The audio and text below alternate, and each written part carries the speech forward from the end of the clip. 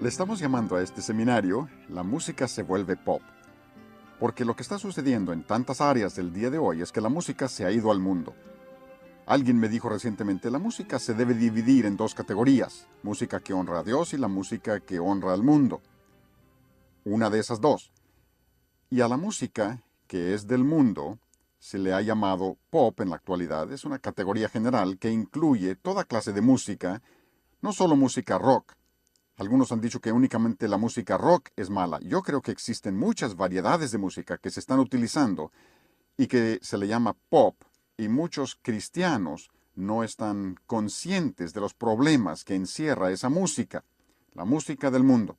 La razón por la que la música se encuentra en tanto desorden el día de hoy, aún en círculos cristianos, es que han olvidado que Dios es santo. Vamos a dividir nuestro estudio en tres mensajes. Al primero le llamaremos nuestro Dios musical, y espero que podamos demostrarles que nuestra música debe estar anclada a la persona de Dios. Existen principios de la palabra de Dios que deben aplicarse a la música. Creo que la razón por la que muchas personas se han metido en problemas es que han dicho, mira, la música es diferente a todo lo demás. Yo digo que la música es igual que todo lo demás. Incluso si lo que les estoy enseñando no fuera como el resto de la verdad bíblica, me daría temor impartirlo.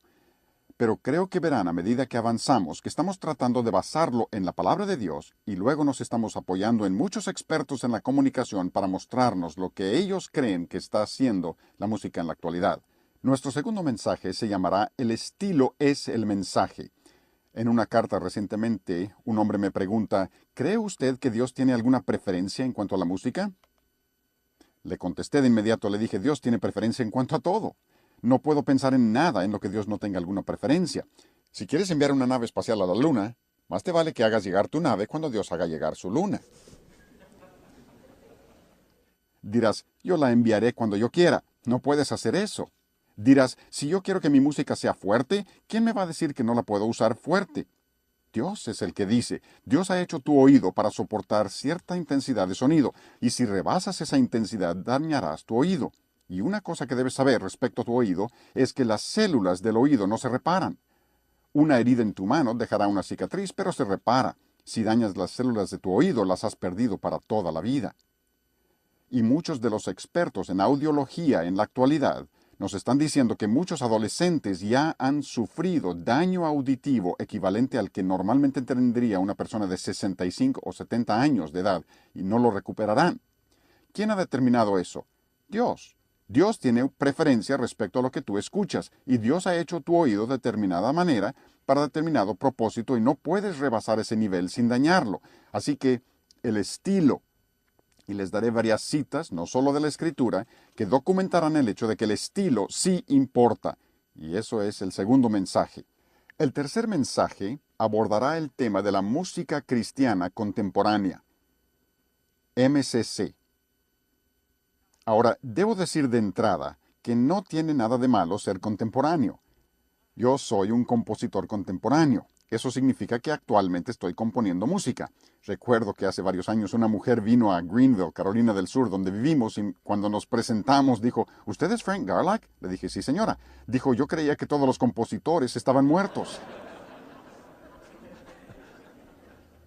Le dije, los rumores respecto a mi fallecimiento han sido severamente exagerados. Eso lo dijo Mark Twain. Pero no tiene nada de malo ser contemporáneo. Pero cuando usan esas siglas MCC, que significa música cristiana contemporánea, lo que realmente quieren decir con eso es rock cristiano. No significa que todo lo que está dentro de esa categoría es rock, como la expresión nueva era. No todo lo que llaman nueva era realmente es nueva era. Y no todo lo que es MCC es rock, pero sí significa que aprueban de todo lo que cae dentro de esa categoría. Y les voy a mostrar varias cosas que están sucediendo en ese campo que considero que ustedes y yo, como cristianos que creemos la Biblia, debemos entender para evitarlo a toda costa. Me gusta lo que dice John Macugina. Él es erudito, teólogo, y en uno de sus libros dice, todo el que intente combatir MCC el día de hoy enfrenta no solo un Goliat, sino un Goliat que usa esteroides. Y si dudas que eso sea cierto, intenta hablar con personas que están metidos en MCC Muéstrales lo que tiene de malo y descubrirás que enfrentas una guerra. Y si estarás luchando contra un gigante, o si has permitido que MCC se introduzca a tu vida y piensas, puedo dejarlo en cualquier momento, inténtalo. Y como les mostraremos dentro de poco, esa música crea adicción. Ahora, yo he estado hablando sobre música literalmente alrededor del mundo, y cuando comencé en 1965, y estaba mostrando a la gente que esa música mala crea adicción, muchos me miraban con desprecio, que alguien pudiera pensar que la música pudiera crear adicción. Pero creo que podrán ver antes de que terminemos de que si enfrentan un gigante, sea en su propia vida o en la vida de algún conocido tuyo, enfrentas un gigante, porque lo que tenemos actualmente en la iglesia es absoluta mundanalidad. Y el pasaje que están usando muchas personas de MCC para tratar de justificar lo que están haciendo es 1 Corintios 9. Ahí hay un versículo que estoy seguro que conocen, que dice que debemos hacernos de todo para todos. Y la gente de MCC dice que eso significa que debemos llegar hasta donde sea posible, hacer todo lo que podamos por tratar de alcanzar al mundo. Pero en realidad el pasaje no es ofensivo ni activo. El pasaje es defensivo o pasivo. Porque no se trata de todo lo que voy a hacer para tratar de alcanzar al mundo, sino en qué áreas me puedo limitar para no ofender al mundo. Incluso si estudian ese pasaje, Pablo menciona varias cosas que no debemos hacer. Cosas que dice que él no haría. Por ejemplo, dijo, no comeré carne ofrecida a los ídolos. Dijo, no seré piedra de tropiezo para otros. No abusaré de mi poder en el Evangelio. No ofenderé a los judíos. No tendré en poco la ley. No cederé a mi carne. No usaré la sabiduría del mundo. No se trata de todas las cosas que puedo hacer, hasta dónde puedo llegar en el mundo para tratar de alcanzar al mundo, sino cómo me puedo limitar. Esa es la esencia del pasaje. Y los que intentan usar este pasaje para justificar el uso de rock mundano, música pop, para tratar de alcanzar al mundo, están tomando este pasaje y lo están usando a la inversa de lo que realmente pretende decir. Ahora, por más de 35 años he usado este pasaje como pasaje clave, un lema clave, si ustedes gustan, para lo que debemos hacer los cristianos en este campo de la música. Dios dice en Efesios 5:10 que debemos estar comprobando lo que es agradable al Señor. No lo que me gusta a mí, no lo que te gusta a ti, no lo que le gusta al otro, sino lo que agrada a Dios.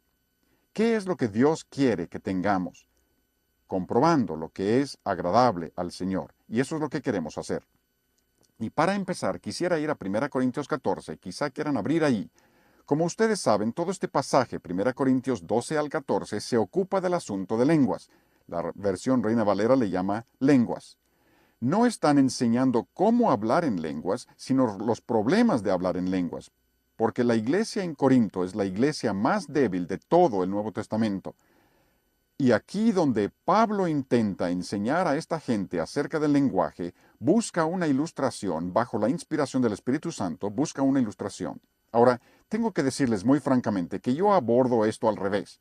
Yo le tengo que decir a la gente, mira, no entiendes la música, usaré el lenguaje como mi ilustración, pero estoy muy consciente al hacer eso de que estoy haciendo exactamente lo contrario de lo que hace la Escritura. La Escritura dice, no entiendes el lenguaje, usaré la música como ilustración. Y dicho sea de paso, siempre que Dios usa una ilustración, puedes tener la seguridad de que es buena. A veces los predicadores usamos ilustraciones y decimos, esa es buena ilustración, pero no es del todo aplicable. Pero cuando Dios usa una ilustración, no vas a tener problemas con ella, será una buena ilustración.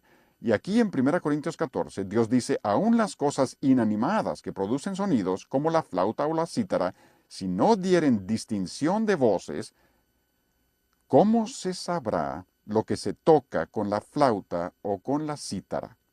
Dios dice que cuando se toca música, se hace clara. Y quiere decir que tu lenguaje debe ser tan claro como tu música.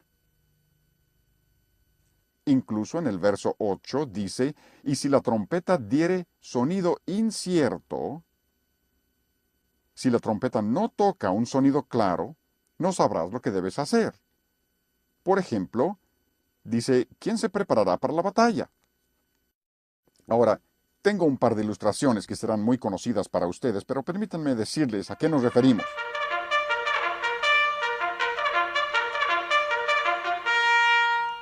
Eso significa que debes ir a dormir. Y esto.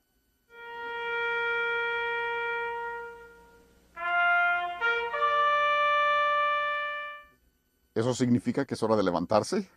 Dirás, bueno, eso es acondicionamiento. Hasta cierto punto lo es, pero hay algo innato, algo inherente al sonido que te comunica lo que debes estar haciendo.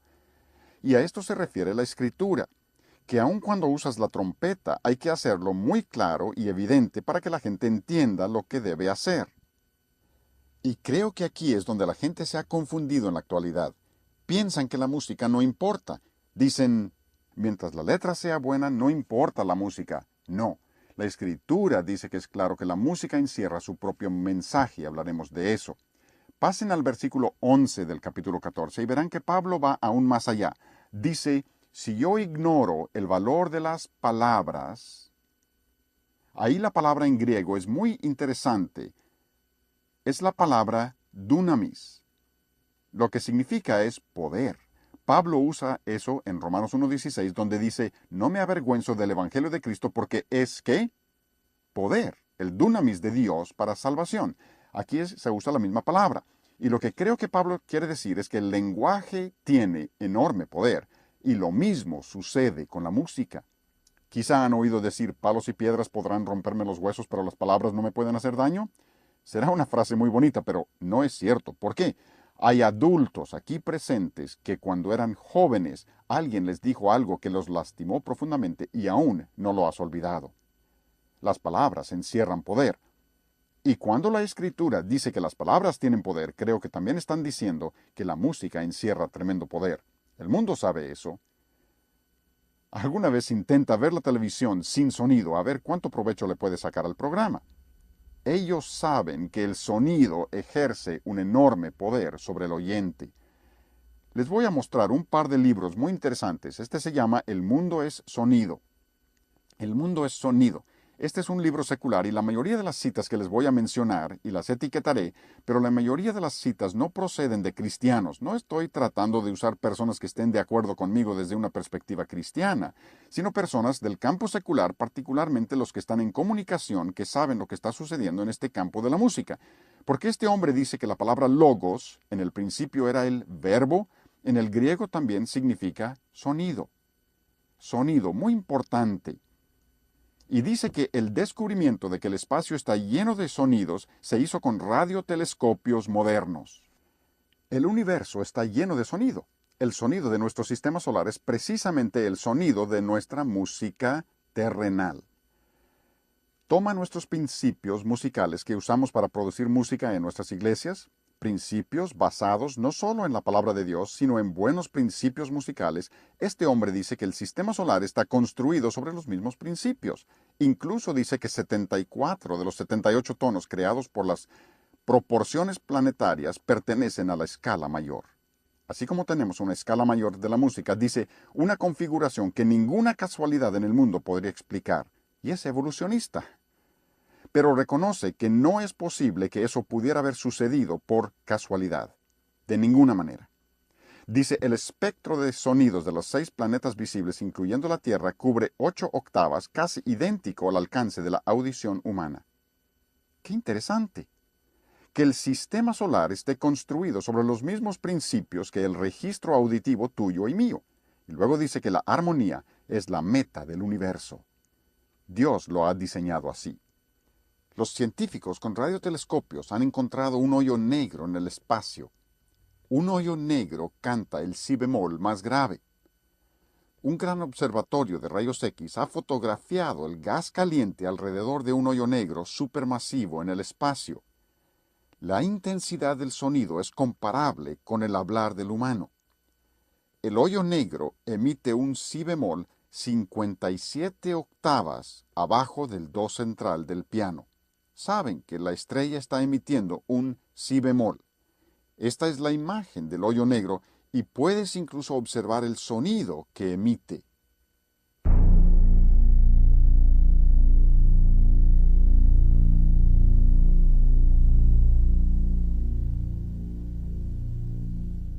Aquí está otro libro, se llama Médico Musical para el Futuro. Este es un libro al estilo de la nueva era, pero de nuevo, creo que el uso de estas citas hace que sea tanto más válido que si solo citara a cristianos.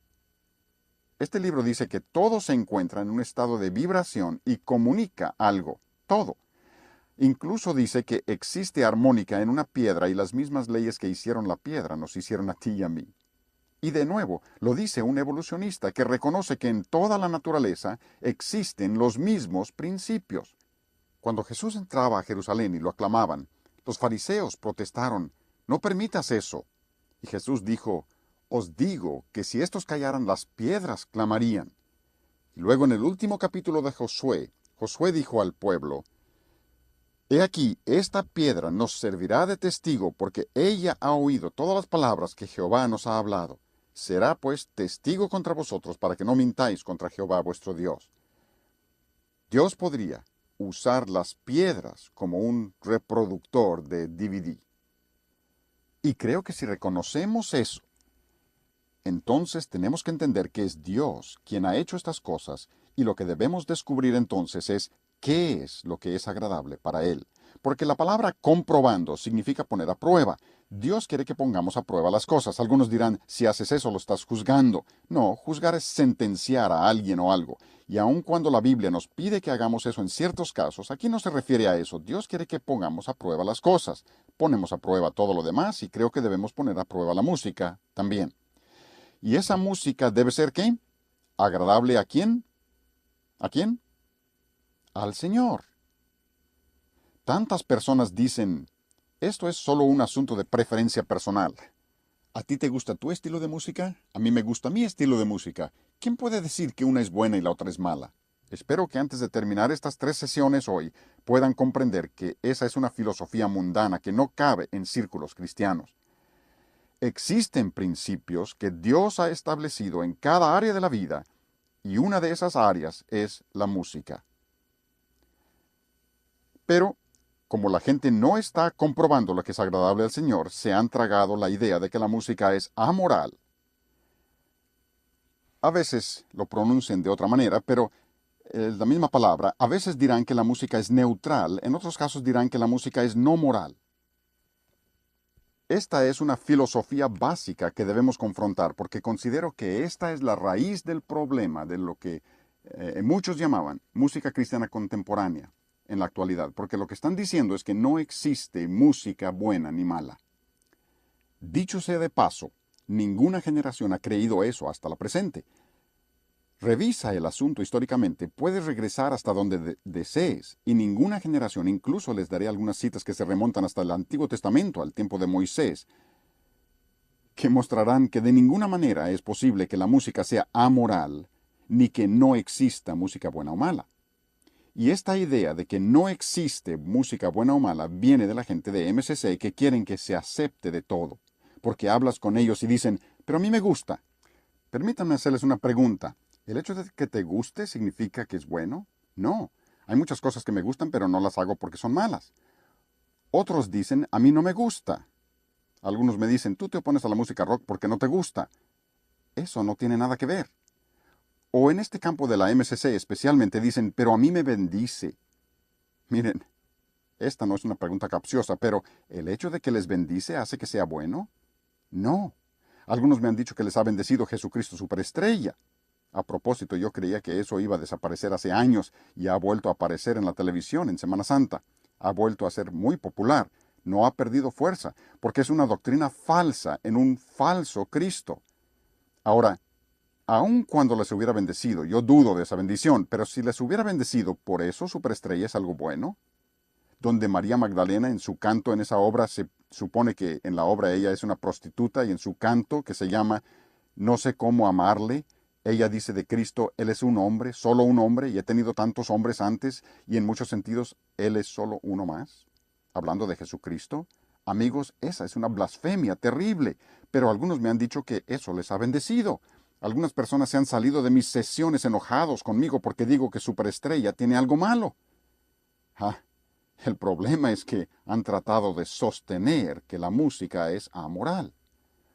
He consultado varios diccionarios, permítanme citarles uno de ellos. Se trata de un diccionario secular y dice amoral significa incapaz de distinguir entre el bien y el mal. que es cierto. Observa a la gente que se mete en lo de MCC y lo toleran en su iglesia y verás cómo las demás normas de la separación también desaparecen. Se van juntos. Podría darles toda clase de ejemplos de eso. Roberto Shaw, probablemente el más gran conductor coral del siglo XX, y Kurt Wetzel, que fue coautor de nuestro libro, cuando él y yo le preguntamos, cuando estuvimos en Nueva York con él, qué creía él respecto a la moralidad de la música, ¿saben lo que nos contestó? Dijo, yo creo que todas las artes son morales. No puedo imaginar cómo ninguna de las artes pueda ser neutral. Él reconocía la moralidad de la música. Van Cliburn dijo que el lenguaje de la música se puede leer, se puede escribir y se puede recitar. Ya saben quién es Van Cliburn. Wynn Marsalis es trompetista jazz y clásico, uno de los mejores trompetistas que existen hoy. Dice que debes tocar música que tiene una sección de desarrollo en lugar de algo que se repite vez tras vez, porque esa clase de música hace que tu mente se atrofie. Luego observa lo que dijo enseguida. Además, evita el contrarritmo, el contratiempo. Preguntarás, ¿qué es el contratiempo? ¿Cómo debo saber lo que es un contratiempo? Permíteme tocarles un ejemplo de lo que es un contratiempo, de modo que no lo puedan olvidar, ¿sí?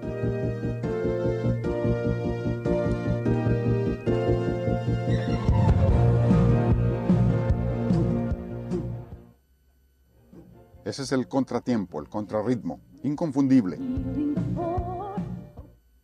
Esa es la característica predominante de la música rock.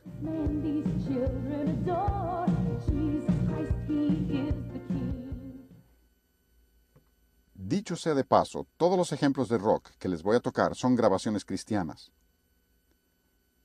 La buena música que les voy a tocar es música secular.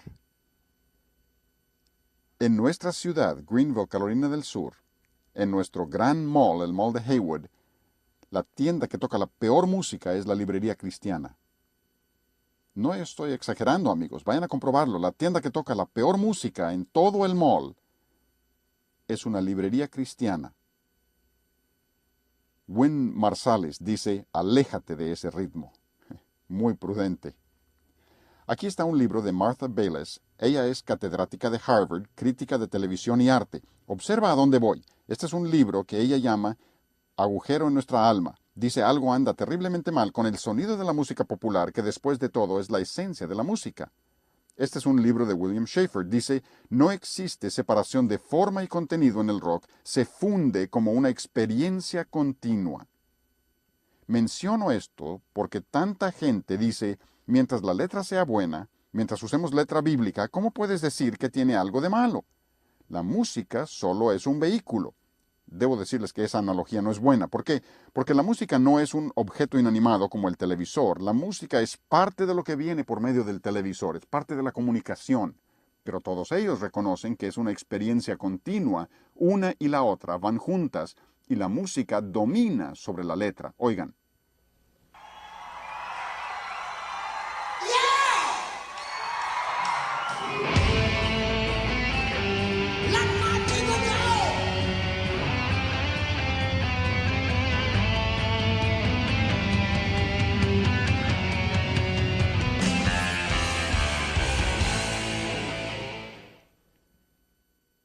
Dirás, pero ¿cómo puedes decir que eso tenga algo de malo si estamos usando palabras de la Biblia? Deja ir a mi pueblo. Ja. La música lo ha cambiado totalmente. La música domina y cancela lo que es la letra. Díganme. Probablemente volveremos a hablar de esto, pero creo que es válido aquí mismo. Cuando la gente quiere maldecir y jurar, ¿qué nombre es el que habitualmente usan? Dices, qué maravilloso, ¿no? Están pronunciando el nombre de Dios tan fuerte que se oye por todo el pueblo. Más bien diríamos, no uses el nombre de mi Salvador de esa manera. Se me curte la sangre, se me enchina el cuero. Pero dicen, estamos usando palabras de la Biblia.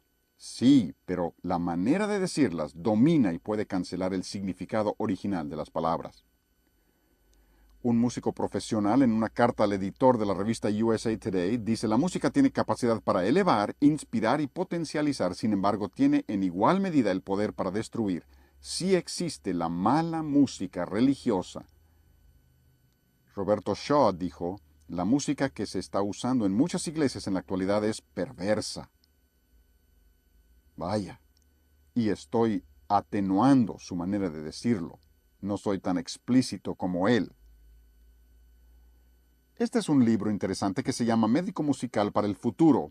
Esto ya lo hemos visto, pero dice, la música tiene capacidad para excitar o calmar, elevar o degradar, sanar o dañar. ¿No les parece interesante que todos los expertos en comunicación parecen reconocer los hechos a los que nos referimos? Nosotros lo basamos en la palabra de Dios, pero ellos reconocen que encierra todo este potencial. Y luego vienen los que se dicen artistas cristianos y dicen, pero no es tan malo como dice el mundo. Nosotros creemos que lo podemos usar para el Señor. Lo siento, amigos, no funciona. Y el problema es que lo han pronunciado amoral, neutral y no moral, y están diciendo que a Dios no le importa qué clase de música usamos. Yo les propongo que a Dios sí le interesa, porque hasta en Isaías 5:20 Dios pronuncia una maldición sobre esa clase de razonamiento cuando dice, ay de los que a lo malo dicen bueno y a lo bueno malo, y continúa diciendo que llegan hasta donde no pueden distinguir entre lo dulce o lo amargo, ni siquiera entre la luz y las tinieblas. Cuando digo cosas de estas, siempre me recuerda al señor R. A. Torrey, quien en su época dijo que él creía que el 90% de la gente en las iglesias donde él ministraba ni siquiera eran salvos. Y creo que tenemos muchas personas en la actualidad que creen que saben cuál es la verdad y creen que conocen el Evangelio y en realidad han aceptado un Evangelio falso. Y una de las mejores herramientas del diablo para introducir ese Evangelio falso es la música. Existen 3 versículos importantes que nos enseñan 3 cosas acerca de Dios. Quizá quieran apuntarlas. Me gusta que apunten las cosas para que las corroboren. No tomen por sentado lo que yo les diga. Investiguen si lo que les estoy diciendo realmente se basa en la palabra de Dios, porque yo creo que sí lo está. Y si lo que les estoy diciendo no se basa en la palabra de Dios, me daría miedo decirlo, de verdad. Pero aquí en Éxodo 15, verso 2, el primer canto en la Biblia, no en la primera mención de la música en la Biblia, pero el primer canto en la Biblia, aprendemos algo acerca de Dios. Esto viene de los libros históricos. Si vamos al Salmo 118:14, ahora en los libros poéticos, verán que casi con las mismas palabras se enseña la misma verdad. Y cuando Dios repite algo, lo hace con un propósito. A veces tú y yo repetimos estas cosas porque se nos agotan las palabras, pero cuando Dios repite algo, lo hace con un propósito. Dios lo tiene en los libros históricos, los libros poéticos, y aparece de nuevo en el libro de Isaías. Ahora estamos en los libros proféticos. Las 3 partes principales del Antiguo Testamento todas mencionan esta verdad que les voy a presentar ahora. Ahora, si esta es verdad nueva, es herejía. Yo creo que es simplemente verdad olvidada. Creo que es algo que Dios siempre quiso que supiéramos, pero no lo hemos reconocido, porque estos versículos dicen que el Señor, Jehová, es mi fortaleza y mi cántico, y ha sido mi salvación. Dios es nuestra fortaleza, es nuestro cántico, también es nuestra salvación. En los 3 pasajes, si estudian los 3 pasajes, verán que dicen casi exactamente lo mismo y prácticamente con las mismas palabras. Lo primero que intentan enseñarnos es que el Señor, nuestro Dios, Jehová, es nuestra fortaleza. Jesús usó eso en Juan 15:5, donde dice, yo soy la vid, vosotros los pámpanos. Si los pámpanos no permanecen en la vid, ¿qué sucede? Muere, permanece solo. ¿Por qué? Porque la vid no solo le da fuerza a la rama, la vid es la fuerza de la rama. Y si no permaneces en la vid, no permaneces en Cristo, no tendrás ninguna fortaleza espiritual. Dios es nuestra fortaleza. ¿Me siguen? Pero ahora observen que vamos a pasar al número 3. Volveremos al 2 en un momento. También dice que Él es nuestra salvación. Dios es nuestra salvación. La salvación es una persona. Y la persona es... Y si no tienes la persona, no tienes salvación. No importa qué otra cosa tengas. Pudieras tener una iglesia, un credo, lo que tengas. Abolengo. Si no tienes a Jesucristo como tu propio Salvador personal, no tienes salvación porque la salvación es una persona. Pero observen lo que dice en medio de esos 2. También es nuestro cántico. Alguien dirá, pues probablemente ese sea un canto que alaba a Dios o un cántico que se refiere a Dios. No, se refiere a una música instrumental. Y Dicho sea de paso, que también me parece interesante que esta palabra solo se usa en estos tres versículos. Éxodo 15:2, Salmos 118:14, Isaías 12:2 son los únicos tres lugares donde se usa esta palabra. Dios incluso reserva esta palabra para estos versículos porque nos está enseñando algo especial acerca de sí mismo. Porque la palabra Simrat viene de una raíz samar, y luego les mostraré una palabra idéntica a esta en el Nuevo Testamento, pero la palabra samar significa puntear las cuerdas de un instrumento con los dedos. No con una púa ni con una uña, sino con los dedos. Lo que está diciendo, creo yo, es que Dios es musical. La Escritura enseña que Dios canta. Sofonías capítulo 3, versículo 17 dice, Jehová está en medio de ti poderoso, Él salvará, se gozará sobre ti con alegría, callará de amor, se regocijará Dios sobre ti, su Hijo, con cánticos. ¿No te gustaría oír a Dios cantar? Me gusta cantar, me gusta dirigir el canto. La mayoría de ustedes saben eso. Cuando me levanto a dirigir el canto, pienso, voy a hacer esto con calma. Jamás lo hago. Siempre me emociono tanto, me encanta hacerlo. Pero, ¿se imaginan lo que será cuando podamos oír cantar a Dios? Un tema interesante. Estudien la voz de Dios en la Escritura. Lo que puede hacer la voz de Dios. Les diré que yo creo en la teoría del Big Bang. ¿Les extraña? Sí, pero en el futuro, no en el pasado. Cuando Dios termine con el mundo, lo quemará con un Big Bang, pero no fue así como lo creó. La Escritura dice claramente cómo lo creó. Porque la voz de Dios tiene un poder tremendo. Y a Dios le encanta cantar. ¿Saben por qué nos gusta a nosotros cantar? Quizá no tengas una voz muy hermosa, pero ¿sabes por qué nos gusta cantar? Ve a cualquier parte del mundo. A la gente le encanta la música y les fascina cantar. ¿Por qué? Porque así nos hizo Dios. Porque Dios mismo canta. La Escritura dice que cuando tú y yo hacemos lo correcto, Dios canta. ¿Sabías que la música es parte de la misma naturaleza de Dios? Es parte de su misma naturaleza. Es otra razón, les estoy dando toda clase de razones por las que es imposible que la música sea amoral y que a Dios no le importe. Si la música es parte del cielo, si la música es parte de la naturaleza de Dios, entonces debe haber principios que Dios ha establecido para nosotros que debemos conocer para asegurar que nuestra música esté anclada en la naturaleza y en la persona de Dios. Porque Dios también toca la trompeta. Como quisiera que dijera trombón, pero no dice. Lo lamento. Pero no es la trompeta de plata. Zacarías capítulo 9 dice, Jehová el Señor tocará trompeta. Dices, pero eso no es lo que significa. Bueno, tú dime lo que significa. Dice que Dios toca la trompeta. Y como dije hace un momento, no es la trompeta de plata. Es el shofar. El shofar. El shofar es un instrumento elaborado con un cuerno de carnero. Y si investigan cuándo se usaba el shofar, descubrirán que siempre se usaba para anunciar una ocasión especial. Por ejemplo, 1 Tesalonicenses 4:16 dice que el Señor mismo, y por algo incluye la palabra mismo, con voz de mando, con voz de arcángel, ¿y con qué? Trompeta de Dios.